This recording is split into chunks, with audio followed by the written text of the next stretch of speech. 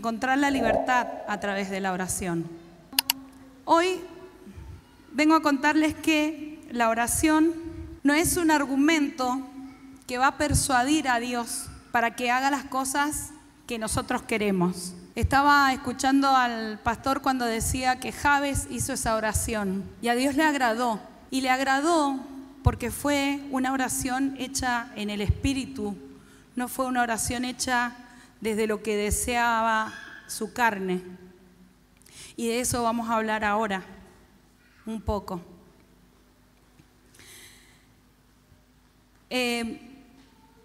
Primero que nada, para poder encontrar la libertad, tenemos que saber que la oración es una responsabilidad individual. Y sé que esto a muchos no nos gusta. Les voy a decir algo. Yo antes de venir acá tuve toda la intención de decirle a cuanta persona encontrara, que sabía que venía para acá, ora por mí, porque me toca dar el mensaje. Y me di cuenta que en realidad la que tenía que orar para estar acá era yo misma, porque de esto habla el tema. Tengo que tener una responsabilidad que no puedo delegar en nadie. No negamos que hay una oración intercesora, ¿sí? Pero es tan importante que nosotros podamos ponerla en práctica. Y no tiene nada que ver ni con la vocación de oración. Vieron que hay gente que, como contaba el pastor el domingo pasado, ora 2, 3, 4, 5, 6, un montón de horas. Entonces dice, no, porque tiene un llamado, entonces por eso él ora tantas horas. No es así, no es por vocación. Tampoco tiene que ver con la madurez o con el tiempo en que ustedes y nosotros podamos llevar en una iglesia. No, hermano, orá por mí, vos que tenés 20 años acá en la iglesia, vos que estás más cerca de Dios. ¿No les pasa a ustedes que hay gente que les pide oración y dice, vos que Dios te escucha, vos que estás más cerca de Dios, orá por mí, o orá por mi hijo o por quien sea? Bueno, no es una cuestión de tiempos y tampoco es una cuestión de talento. En comunidad el miércoles compartíamos y decíamos que a veces creemos que para hacer una oración necesitamos tener unas palabras súper rebuscadas, muy estudiadas, hasta palabras difíciles diría yo, porque parece que así es como que somos más santos, llegamos un poco más al trono. No tiene nada que ver con eso, no es un talento tampoco. Entonces, sabiendo todo esto, vamos a empezar a hablar de esta responsabilidad que tenemos. Santiago 5, 13 al 18 dice, ¿está afligido alguno entre ustedes? Pídale al pastor que ore por usted. ¿Así dice? ¿Qué dice? Que ore. ¿Está alguno de buen ánimo? Que cante alabanza. ¿Está enfermo alguno de ustedes? Haga llamar a los líderes de la iglesia para que oren por él y lo unjan con aceite en el nombre del Señor. Acá vemos la oración intercesora de la que hablábamos. La oración de fe sanará al enfermo y el Señor lo levantará. Y si ha cometido, ¿qué dice? Pecados, sus pecados se le perdonarán. Por eso, confiésense unos a otros sus pecados y oren unos por otros para que sean sanados. La oración del justo es poderosa y eficaz. Y fíjense lo que dice después este versículo. Elías era un hombre con debilidades como las nuestras. Entonces, cada vez que nosotros leamos a alguna persona de la que se habla en la Biblia, pensemos aún de Jesús, que era como nosotros, porque para eso Él vino, para hacerse como uno de nosotros. Y Jesús oraba y lo hacía de una manera tan natural. Vieron que Él en un momento, en cualquier momento donde estaba, decía: Padre, yo sé que me estás escuchando.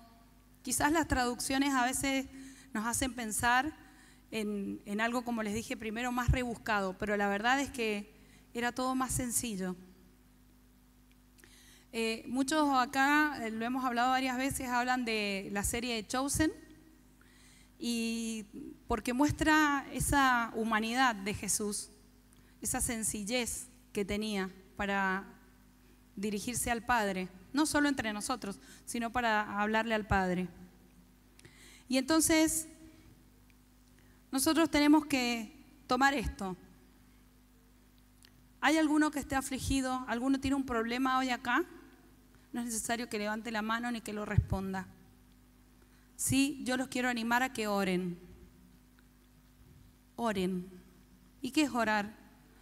Es orar, hablar simplemente con Dios. Dios me va a escuchar. Y no importa en el lugar donde estés. Tampoco te estoy diciendo que saques horario de tu trabajo para orar, pero sí hay cosas que podés estar haciendo bien en tu trabajo y mientras orando en el Espíritu.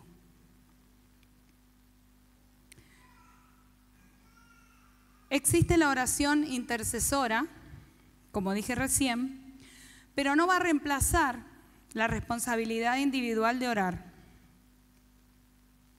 Fíjense esto que les decía recién: te encargo que ores por mí. Ahora,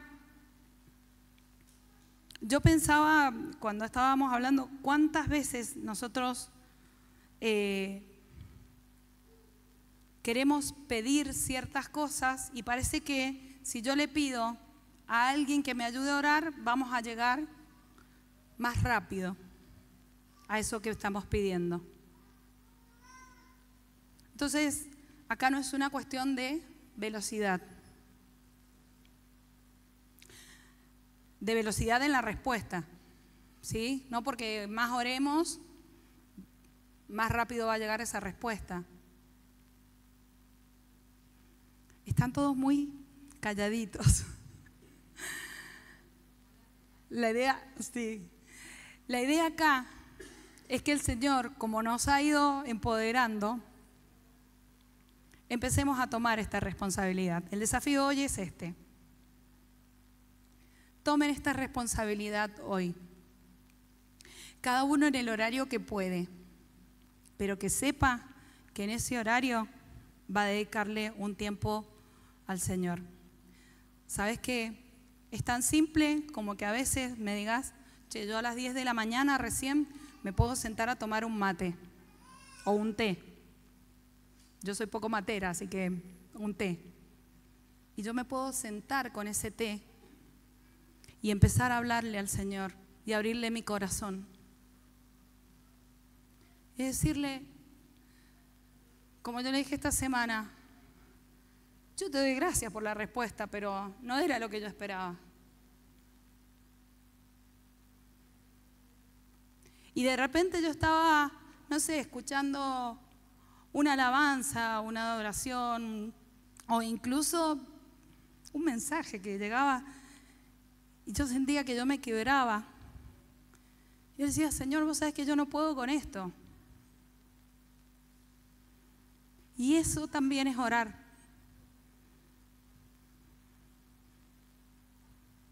También podés hacerlo de rodillas, frente a un aparato con música, o simplemente te bajaste de la cama y lo primero que hiciste fue doblar tus rodillas. No sé, te estoy tirando como ideas para que vos veas que la oración puede tener cualquier momento y cualquier manera, siempre y cuando esté alineada a lo que Dios quiere. Dice después Santiago 1:2 al 5. Hermanos míos, considérense muy dichosos cuando tengan que enfrentarse con diversas pruebas, pues ya saben que la prueba de su fe produce perseverancia. Y la perseverancia debe llevar a feliz término la obra, para que sean perfectos e íntegros sin que nada les falte. Si a alguno de ustedes le falta sabiduría, dígale al hermano que le pida sabiduría al Señor para usted. ¿Es así la cadena? ¿Es una cadena esto? No. Dice, ustedes, si a ustedes les falta sabiduría, pídansela. Señor, no sé cómo resolver esto. Yo te pido sabiduría. Guíame. ¿Qué decisión tengo que tomar? ¿Qué palabras tengo que decir? ¿Qué contrato tengo que firmar? ¿Qué trabajo tengo que hacer? ¿Cuál trabajo voy a tomar? Dame sabiduría. Así de simple. Ahora fíjense lo que dice. No es orar para pedir sabiduría por otros, es para pedir por mí. ¿Y por qué? ¿Por qué me pasa esto? Digo, Señor, ¿por qué me pasa esto? Te lo pedí tantas veces y me respondiste y no me respondiste lo que yo quería. Bueno, fíjense lo que dice que es la perseverancia. Es sinónimo de constancia, persistencia, firmeza, dedicación para alcanzar una meta. ¿Sabes por qué el Señor a veces no está respondiendo? Porque quiere que llegues a la meta. ¿Sabes por qué se está demorando? Porque quiere que perseveres para llegar a la meta. No sientas nunca que Dios no te está escuchando. Saben que la fe, estos días hablaba con una persona y le decía, la fe es que aunque yo no entienda el plan de Dios, sé que va a ser lo mejor para mí. Y le estoy hablando de una persona que tiene a su hijo muy enfermo y me decía, creo que perdí la fe. Y es muy duro cuando la persona dice que perdió la fe, porque no alcanzó a perseverar. Perdió la constancia, perdió esas ganas. Pero hoy el mensaje te viene a animar que si has perdido esa constancia, ese ánimo, ese entusiasmo, ese estímulo por orar, porque total, ¿para qué?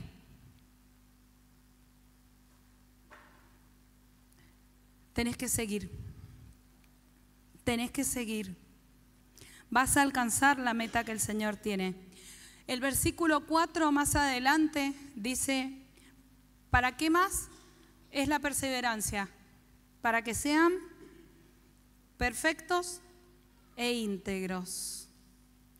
Y yo busqué esta palabra integridad y dice, se suele hablar de la integridad como un valor humano que debe estar permanentemente presente en la conducta. Fíjense que nos habla de una manera de actuar. La conducta habla de lo que hacemos. No es solo de lo que pensamos, pero nuestros actos son consecuencia de nuestros pensamientos. Entonces, en mi mente tengo que perseverar para llegar a tener una integridad en mi conducta y en la forma de vivir de cada uno. Fíjense, el término integridad proviene del latín cuya raíz proviene de entero. Alguien que no está partido, alguien que no está dividido, alguien que no es una cosa primero y otra cosa después.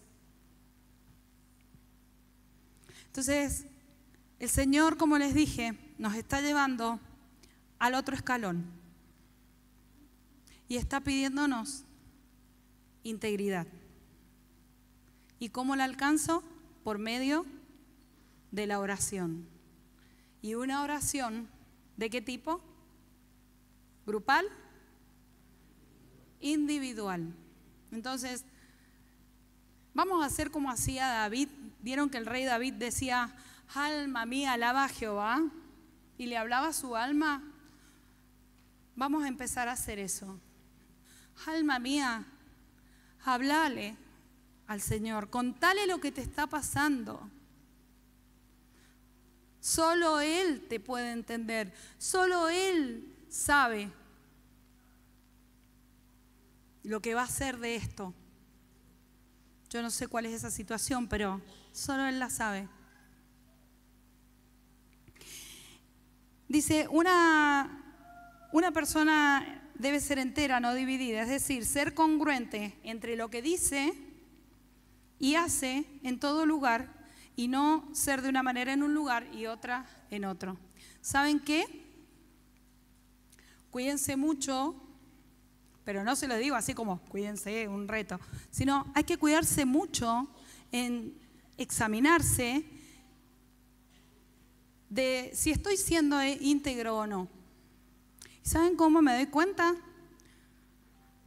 Porque la persona que no me ve acá adentro sabe cómo soy afuera. Y ustedes saben que Mendoza es muy chiquito, ¿no? Y tarde o temprano alguien nos termina encontrando en otro lugar. A mí me pasa cada 2 por 3. No sé a ustedes si les pasa.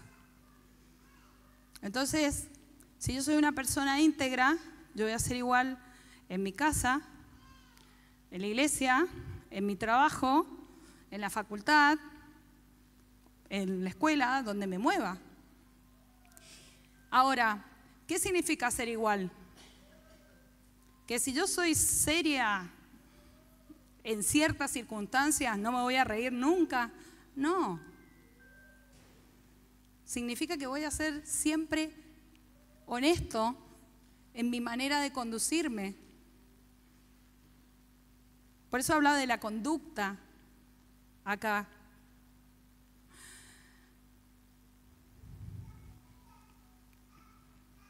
Dice después el versículo 5.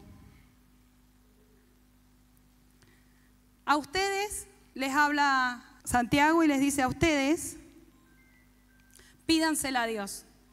No dice a los hermanos, a los pastores, a los líderes, que ellos se lo pidan. Pídansela a ustedes.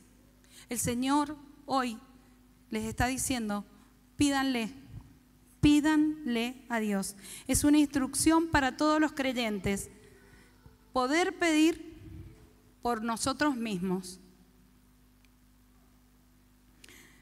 No existen mediadores humanos. ¿Quién es el único intercesor entre Dios y los hombres? Jesucristo. Y yo sé que con esta declaración que estoy haciendo hoy, se está rompiendo algo muy fuerte, porque hoy precisamente hay personas que están celebrando a una persona que sí fue escogida por Dios, pero que no es intercesora. Porque nosotros nos guiamos por lo que dice la palabra. Y la palabra dice que el único mediador entre Dios y los hombres es Jesucristo.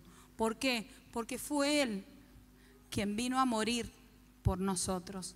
Él pagó nuestros pecados. Él se hizo maldito en una cruz para que nosotros fuésemos benditos. Cuando yo empiezo a comprender el poder que tiene Jesucristo, el amor que tuvo hacia mí para dar su vida, yo ahí empiezo a tomar fe y empiezo a creérmelas. Vieron que yo siempre acá digo, créansela, pero no créansela de soberbia, créansela que el Señor les está dando una palabra que los está llevando a otro nivel. Y como les dije, no significa que no pueden venir y orar y pedir oración. Significa que cuando yo esté en mi casa en medio de un apuro, no necesito salir corriendo a preguntarle primero a alguien si puedo hacer tal o cual cosa.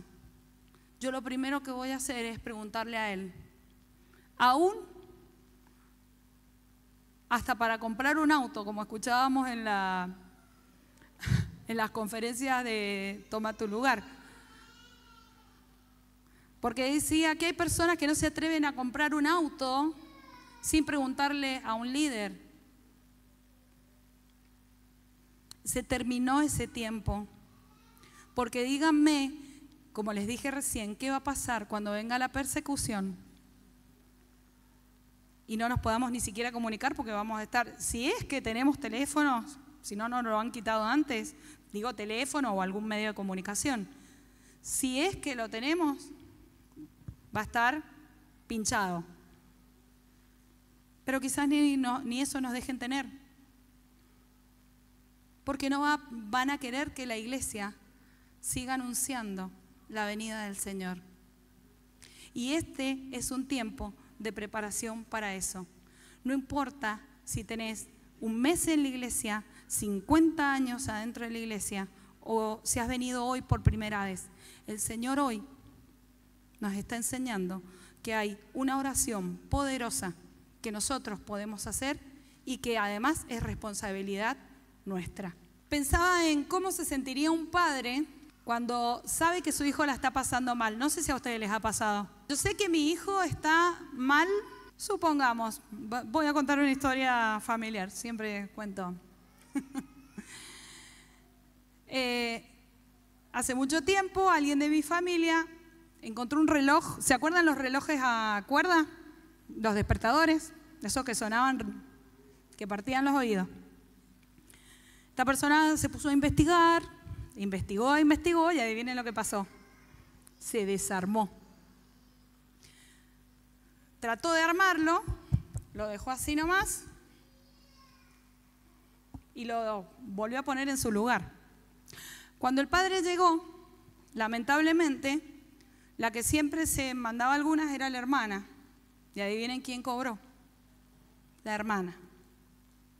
Pasaron muchísimos años hasta que un día esta persona le dijo a su hermana, fui yo. Entonces yo me imagino el padre de esa persona sabiendo en realidad quién había sido el que lo había hecho, cómo se habrá sentido de ver a su hijo sufrir por algo que se cayó por tantos años. A Dios le pasa lo mismo con nosotros. Él está esperando que vengas y le digas, me pasa esto. Y delante de Él es admisible cualquier tipo de expresión que tengamos. Porque cuando yo pienso en Dios como mi papá, creo que yo puedo ir y preguntarle todo. No importa que no haya respuesta en el momento, pero sí tengo esa libertad de presentarme ante Él. ¿Cómo me acerco?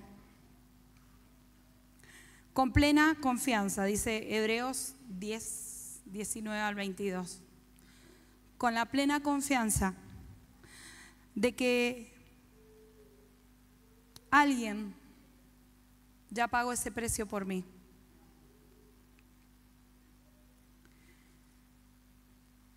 Y con un corazón sincero. Abra su corazón. No tenemos que tener vergüenza de estar delante de Dios en cómo estamos o en cómo nos sentimos. No, lo que pasa es que a mí me cuesta porque yo no soy tan santo, porque a mí me cuesta dejar algunas cositas. Saben que parece que esto de dejar algunas cositas es como que siempre le toca el mensaje a los varones, pero las mujeres también tenemos nuestras cositas. Bueno, esas cositas no tienen que ser impedimento. Entonces, ¿cómo me acerco al Señor? Con plena confianza de que Él está. Sin dudar. Señor, yo sé que estás. Me acerco, primero yo, no esperar a que Él me llame. Hoy es el día, hoy es el momento para que vos te acerques a Él.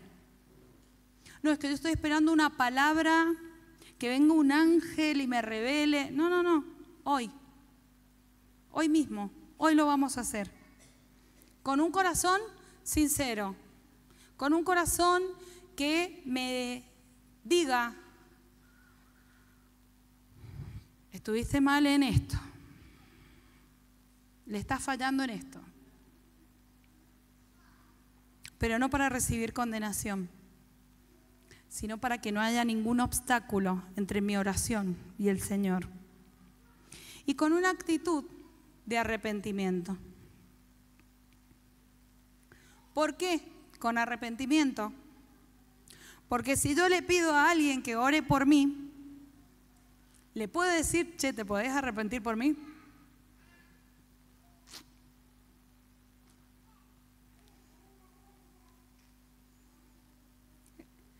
No sé si me voy explicando de por qué el Señor nos está reclamando esta oración individual.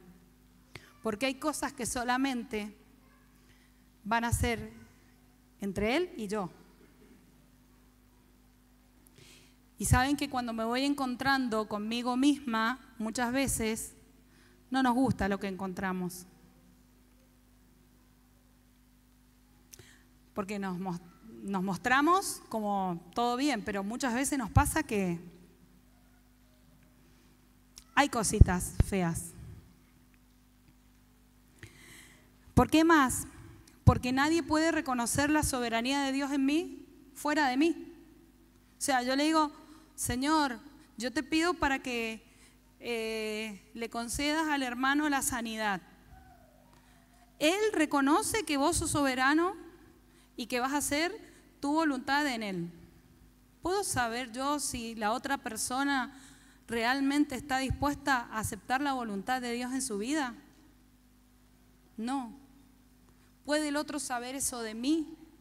No. Y además, porque si no quiero hacerlo, fíjense que dice, si no quiero hacerlo, intentarlo no sirve, y ahora les voy a explicar lo de intentarlo. Se está aferrando a su pecado. Y acá entramos en una partecita así, donde esto va a ser crucial para lo que vamos a hablar ahora. ¿Por qué dice ahí que intentar no sirve?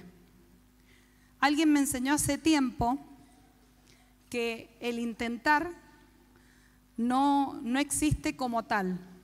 Por ejemplo, si yo les digo ahora a ustedes, intenten levantar la mano. Pueden hacerlo. Intenten levantar la mano. La mayoría la levantó. Yo les pedí que lo intentaran.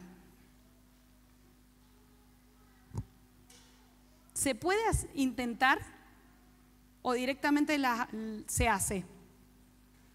¿O lo hacemos o no lo hacemos? Les haría una más difícil, pero intenten pararse. Pero intenten, no se paren, intenten pararse. ¿Dónde se van a quedar? Entonces,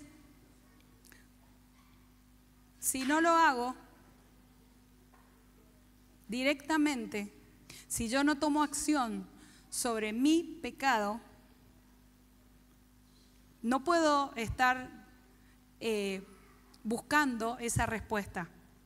En eso sí puede que demore la respuesta, porque si hay algo que está obstruyendo, se va a demorar la respuesta. 7 áreas de confesión y arrepentimiento. ¿Saben qué? Hoy nadie va a pedir por ustedes. Así que yo los invito a que se preparen, que se aflojen Nadie va a pasar adelante, solamente ustedes tienen el poder de hacer lo que vamos a hacer ahora. Pedir a Dios que me muestre de qué tengo necesidad de arrepentirme. Primero que nada. Y lo vamos a hacer. Yo puedo guiar para que en 10 segundos oro por esto. Pero para darles 10 segundos también de que ustedes se miren y decir, Señor, ¿en qué tengo necesidad?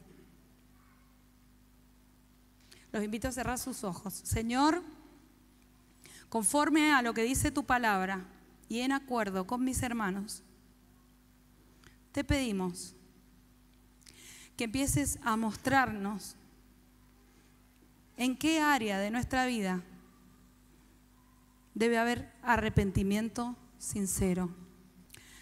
Después de este tiempo, yo les voy a enumerar algunas cosas y ustedes, de lo que les vino a la cabeza, van a ver si pueden encasillar en alguna de estas áreas o si falta algún área y el Señor les mostró a ustedes, lo van a hacer por sí mismos, ¿sí?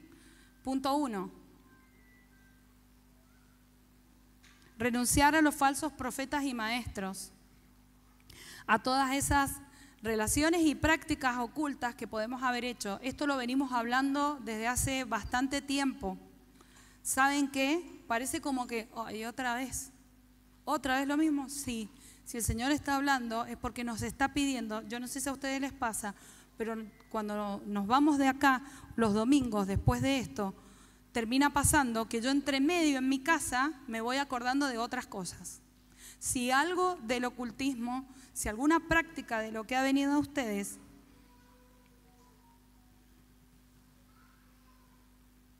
se les vino a la cabeza, vamos a orar en esa dirección. También 5 segundos, y en esta vez yo me voy a quedar callada para que solo ustedes puedan hacer esa oración de renuncia a todo lo que es relacionado a las sectas o al oculto o a cualquier falso maestro. Pueden ser prácticas de Reiki, adivinación, alguien que le hayan tirado las cartas, alguien que jugó el juego de la copa. Señor, nos arrepentimos de todo lo que hemos hecho. Fíjense que dice, Dios no toma a la ligera a los falsos profetas, ni a quienes los consultan. Punto 2, no nos dejemos engañar. Yo renuncio a todo lo que me ha venido engañando hasta hoy. Una persona que ha sido engañada está yendo por el camino incorrecto. Y puede ser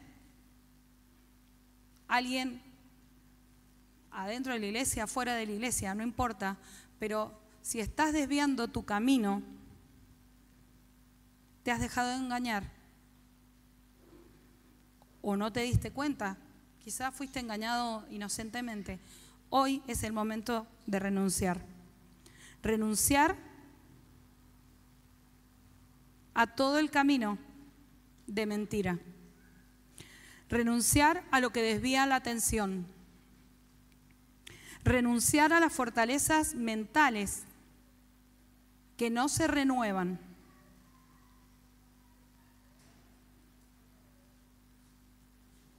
En el nombre de Jesús. Amén. ¿Saben qué? Esto de las fortalezas mentales no es algo que va a ser de hoy para mañana. Por eso dice, no es instantáneo. Es un proceso, va de a poco. Si a usted en la semana, como yo dije, se le siguen viniendo cosas a la cabeza, ay, tengo que renunciar por esto porque me acordé que cuando era chica hice tal cosa o vi tal cosa. Bueno, lo hago. 3, una de las más difíciles que hay, perdonar. Y yo renuncio a no perdonar, pero también renuncio a no recibir el perdón. Saben que el Señor nos perdona para que seamos perdonados. Eso es lo que dice Mateo 18, 34, 35. Los que están tomando nota, lo pueden leer después. Ahora, Si yo todo el tiempo tengo algo contra alguien, va a ser muy difícil lograr escuchar o lograr discernir la voz de Dios en mi vida. Porque hay algo que está desviando la atención.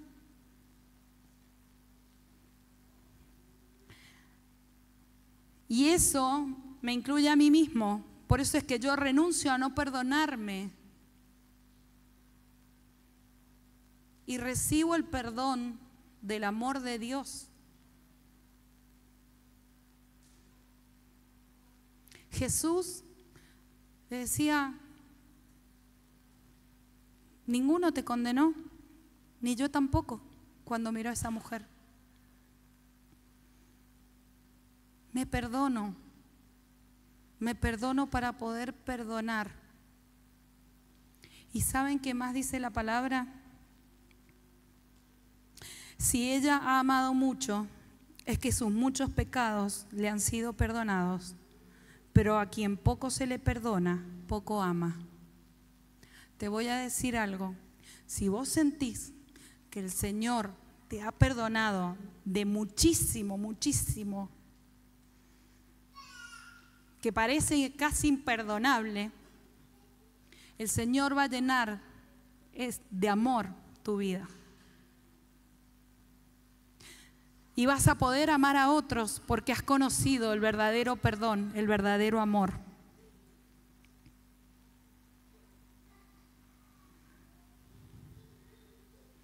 Cuatro, aceptar nuestro orgullo. Santiago 4, 3 al 7. Voy a tomar solo la parte B del versículo 6. Dios se opone a los orgullosos. ¿Saben qué? Orar en el Espíritu, les decía yo al principio, se opone a la oración en la carne. Si yo oro todo lo que mi carne quiere, estoy en el horno, porque si estoy pidiendo la voluntad de Dios y por otro lado hago o pido lo que a mí se me da la gana, y lógicamente muchas oraciones no van a ser respondidas porque estoy desalineada al plan de Dios para mí. Dios no me va a dar algo para que yo me desvíe de ese plan. Entonces, algo que aprendimos los que fuimos a escuela dominical en su momento, hay 3 respuestas de Dios a las oraciones: sí, no y todavía no. Sepan que esas son las 3 respuestas que ustedes van a tener en una oración. Ahora, si mi carne se está poniendo entre Dios y ese plan, seguramente la oración va a ser no. Y ahí es donde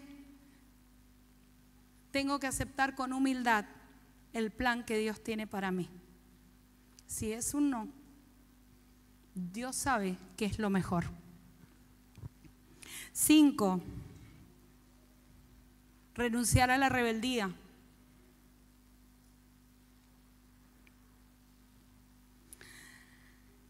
Dice 1 Samuel 15, 23.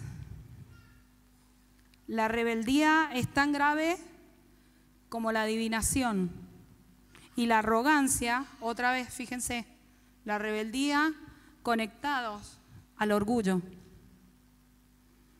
Porque yo no quiero hacer las cosas porque a mí no me vas a decir cómo. Yo no quiero aceptar que me estás llamando la atención porque a mi manera es la mejor. Van enganchados el orgullo con la rebeldía. Y es gravísimo, fíjense, como pecado de adivinación. Hablamos recién del ocultismo. Ah, pero yo no practiqué nunca el ocultismo. Bueno, pero a lo mejor fuiste rebelde. Entonces en tu corazón hay una obstrucción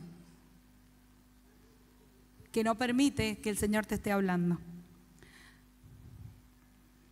¿A quiénes tenemos que obedecer? Acá hay un listado que yo lo hice para los que anotan.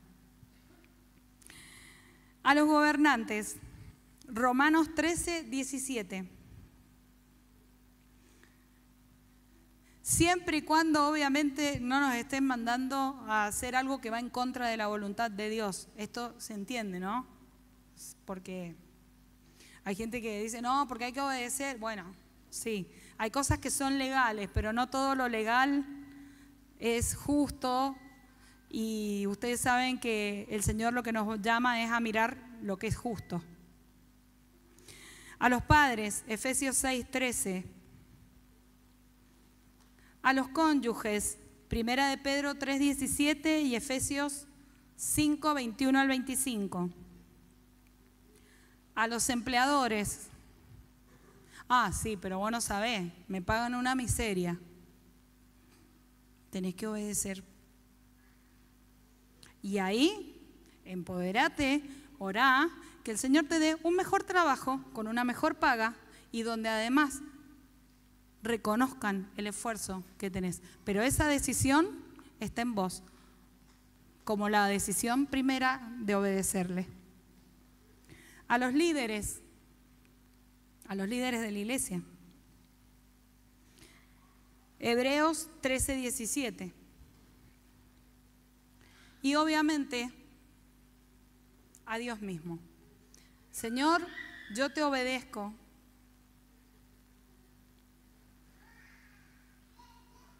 Aunque no tenga ganas. Aunque la respuesta haya sido no. Aunque la respuesta haya sido todavía no. Y pensaba en esto, que lo dice el estudio. Existe el desacato legal. Cuando alguien está en un... No me quiero meter mucho en el tema legal porque sé que acá hay gente que sabe un poco más. Pero cuando alguien desacata la ley, está fuera de la ley y merece prisión. ¿Sí? Entonces, ¿qué tiene que ver con esto? Yo no puedo desacatar lo que el Señor me está pidiendo, obedecer. ¿A quién? Básicamente a todo el que tiene una autoridad sobre mí. 5 segundos para pensar en esto, en el pecado.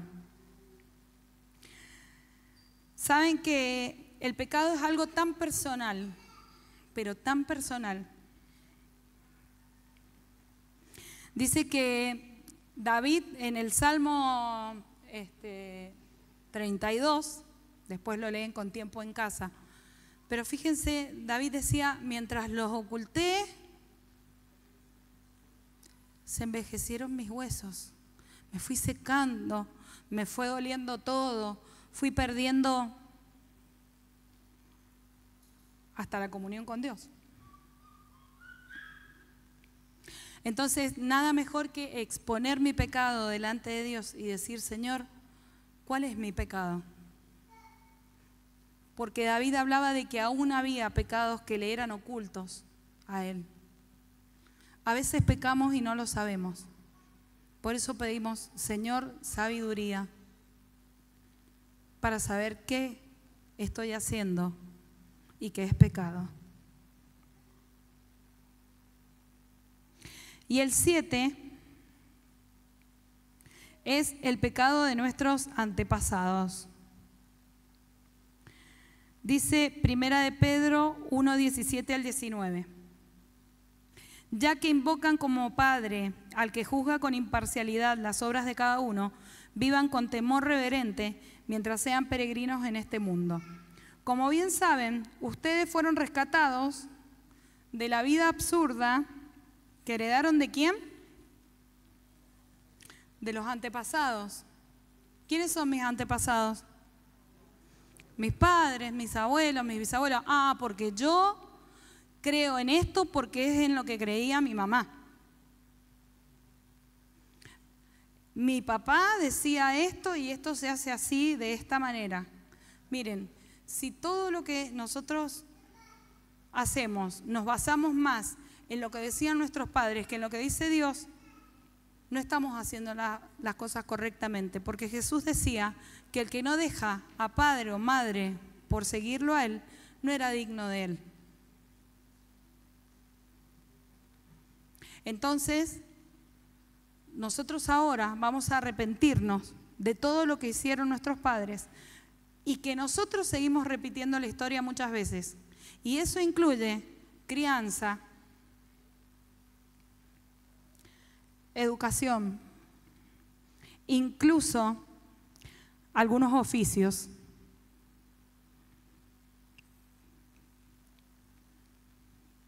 Porque heredamos los oficios muchas veces.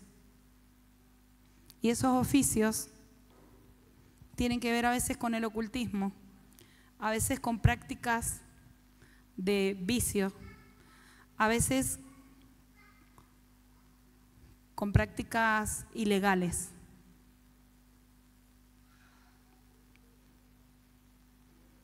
Entonces, Señor, nosotros nos arrepentimos de todo lo que pudieron hacer nuestros padres,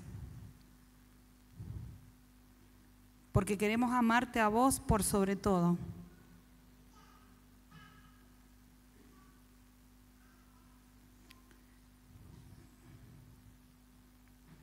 En el nombre de Jesús. Bien. Dice acá, si las personas están dispuestas a estar bien con Dios, entonces sus oraciones lograrán mucho.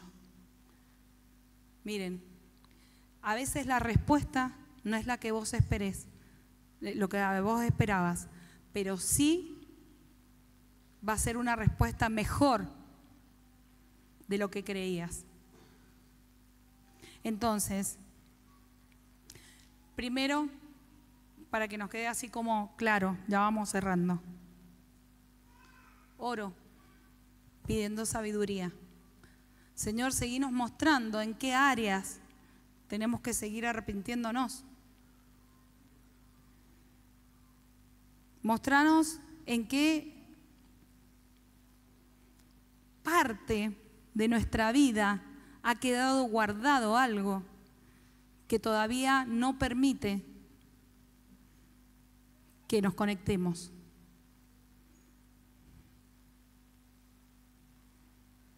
Y los 3 puntos, y los 7 puntos es a los falsos profetas y maestros, al engaño, en el perdón, en el orgullo, en la rebeldía, en el pecado y en el pecado de nuestros antepasados. 7 puntos. Creo que hemos repasado todas las áreas de nuestra vida. Y como les dije, si el Señor les está mostrando otra, que a lo mejor no entra adentro de esta clasificación, pueden renunciar ahora.